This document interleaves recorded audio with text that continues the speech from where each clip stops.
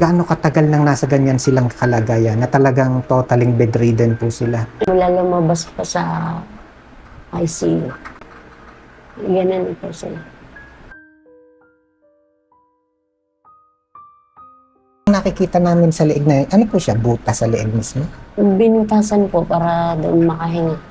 Pareho sila, ano pa? Parehas may butas. So, Ang problema po talaga yung budget pang therapy. sa ngayon, yun, kailangan din po yun. Kung halimbawa may pan-therapy, Ay, mate-therapy. siguro naman po. Tingnan, basahin nga nyo kung tama na abot ko. Kambal. Kulang po, salamat. Sana mabalik na lang ni God sa inyo yung mga tulong na binigyan niyo sa amin. Hello po. Hello po. Oh, namiss ko yung nanay na yan, no? Hello. Bakit nalimutan nyo na? Kamusta po? Ay, kamusta kayo? Ay, ito po. Okay lang, lagyan ko ulit kayo ng mic. Yan. Ganun pa rin. Kamusta si Nakambal? May kaunti namang pinagbago yung isang kakambal. Ang isa ho, Ay, okay lang ba doon ulit tayo? Para makita natin. Namiss natin yan eh. ilagyan ko ng ano, plano. Tuloy okay. Hmm. Itong isang ito. Hindi pa Hindi lang natin may focus si isang kambal kasi nakadiaper. Eh, kumusta po sila? Eh, medyo okay naman. Pero yung dati nilang sakit na ano dun, kaya nadala nga po may pneumonia. Parang nandun pa rin. Hindi nawawala yung ubo. Simula nang lumabas kami, ganun pa rin. May ubo pa rin. Ano nga pong pangalan ni Otoy? Jaire po. Jaire. Jaire Don Rex. Kumusta si Jaire?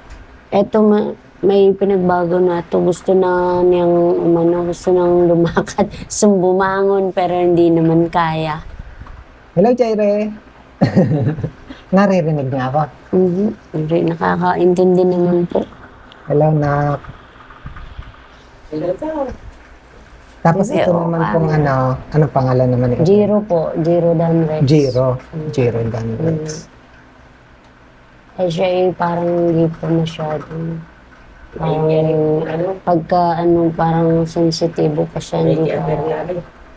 Natatakot pa rin ako na pag nagugulat, parang bibigay. Talagang ano pa din. Medyo hindi pa po siya nakaka-recover.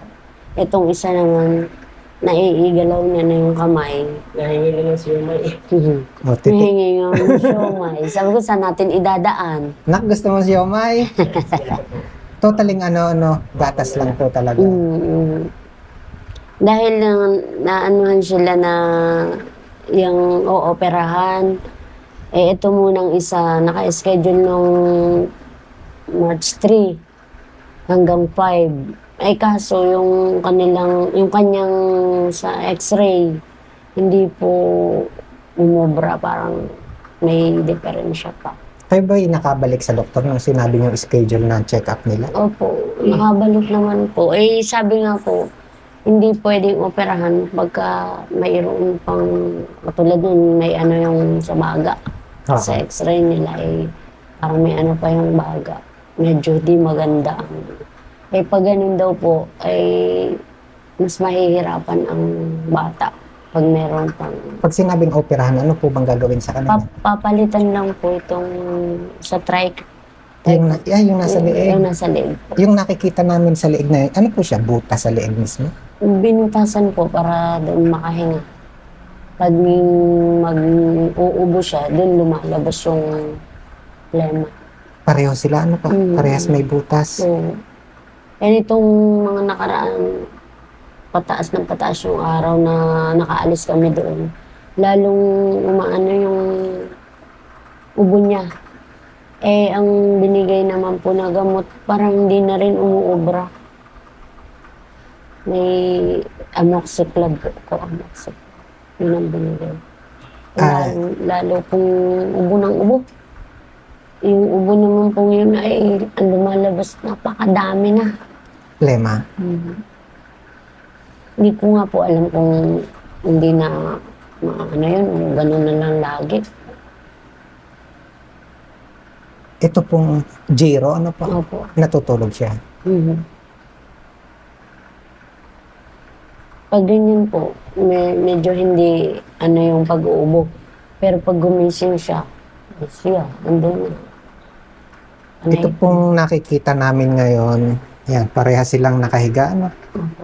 Gaano katagal nang nasa ganyan silang kalagayan na talagang totaling bedridden po sila? Eh di, bali po ay, yung po namang dinala namin sa ospital ay nung September 14, ito.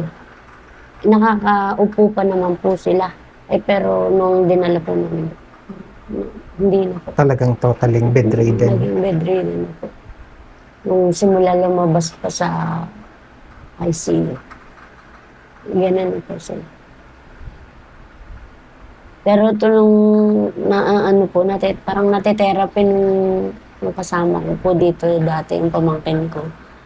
Natitherapy po siya. Parang umibo na po, yung gumagalaw na siya na Kaya parang yung kamay niya.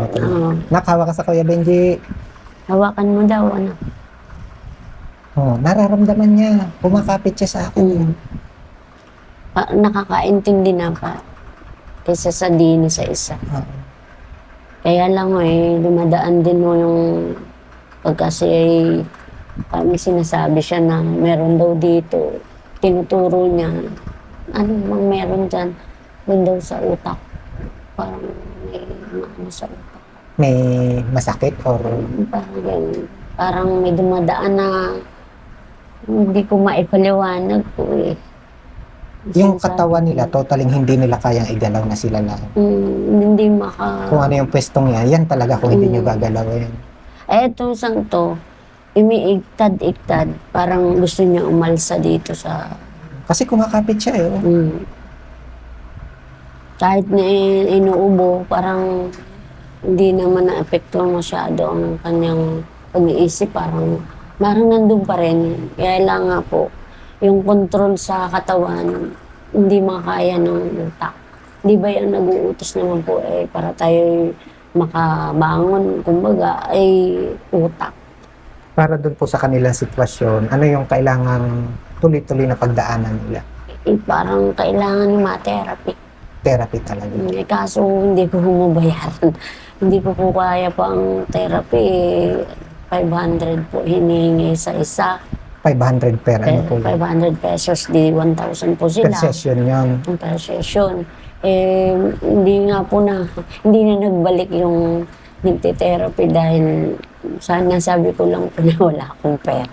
Hindi ko lang alam kung yun nga ang talagang Ang problema po talaga yung budget pang therapy. Pero yun po yung higit na kailangan nila. Sa ngayon, yun, kailangan din po yun. Kung halimbawa po kung halimbawa may pan-therapy, mate-therapy. Siguro naman po. Tingnan, basahin nga nyo kung tama na iabot ko. Kambal. Yan. Dahil wala po akong kasama, di kayo po ulit ang magbubukas at magbibilang. Ano? Para makita ng ating mga kababayan yung kanilang iniabot. Pinaabot para kinakami. Diba? Bilangin nyo isa-isa. Isa. Lalakasan nyo. Dalawa. Ulit sa umpisa. Katulad ng ginagawa ko. Simula sa umpisa. Ganito na lang. 1, 2, 3, 4, 5, 6, 7,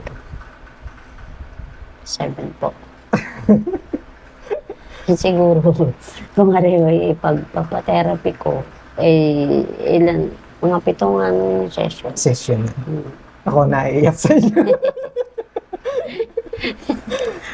Ano po, mga kababayan, ewan ko, pero parang gusto pumatak ng luha ko. Kasi feel ko yung pinagdadaanan ni Nay, mahirap yung may isang may karamdaman sa pamilya. Ito, dalawa kambal pa, po. Kaya again, mga kababayan, dun pa rin sa mga nais magpaabot, para po kinakambal, dun sa pangangailangan. Sabi nga ni Nanay, importante yung therapy. Po? Yun yung kailangan po nila kambal. Again, sa mga nais po magpaabot, isa pong maiksing message for kambal. Yung para alam ko na yung matatanggap ko po ay para sa kanila.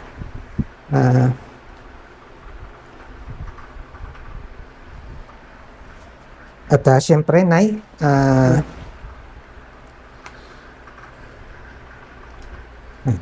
ganyan pag walang kasama, malikot ako. At syempre, no, mga kababayan, Nay, kaya po ako may nadala dahil po yun sa ating mga kababayan.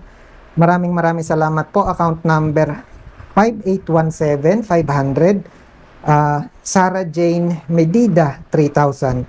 Account number 1252200, 5205 from Fort McCartney to Ubay, Bohol, 3,000. Yun po yung total of 6,900 para daw po kina Kambal. Salamat naman po.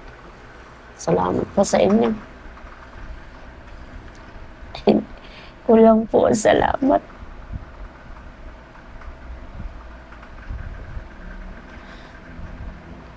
Sana mabalik na lang ni God sa inyo yung mga tulong na binigyan niyo sa amin. At sana po marami pa. Ano, Nay? Yan. Dasal pa rin tayo kasi alam ko naman, bukod dun sa therapy na kailangan nila, marami pa rin silang mga pangangailangan. Sana marami pang haplusing mga puso si God para kay Kambal. Yan naman po mga binibigay niya sa akin ay pagka po wala na akong yung gagamitin sa kanila, ino-order ko na lang para hindi na ako masyadong pabalik-balik sa bibilihan. Eh, yung kailangan in time para sa kanila, kaya ino-order ko na lang. Dumadating na lang dito na hindi siya siniship na lang. Dahil ang pangangailangan nila, mga diaper, underpads na mga gatas, napakamahal. Yung Wipes. mamahaling gatas. Yung mga babayan, ang gatas po nila ay Pediasure. Yung mamahaling gatas po. Meron na pong nagbibigay ng gatas na malalaki daw na lata. Eh, hindi ko naman kayang magpa-ship. Hinahanapan po ng rider para kukunin pa dun sa Quezon City. Hindi ko kaya na bayaran ng rider. Kaya sabi ko, interesado naman kami. Kaya lang, mahirap kukunin doon. Ewan ko lang po kung papadalan pa nila. Hindi ko rin po naman kayang lumuwas ng Maynila. At siyempre, mga kababayan, yun, para higit pa rin po nating matulungan si Kambal. Yan, naglalambing po ako palagi, no? Na may kasamang napakarami pa rin pakiusap. Please share this video po.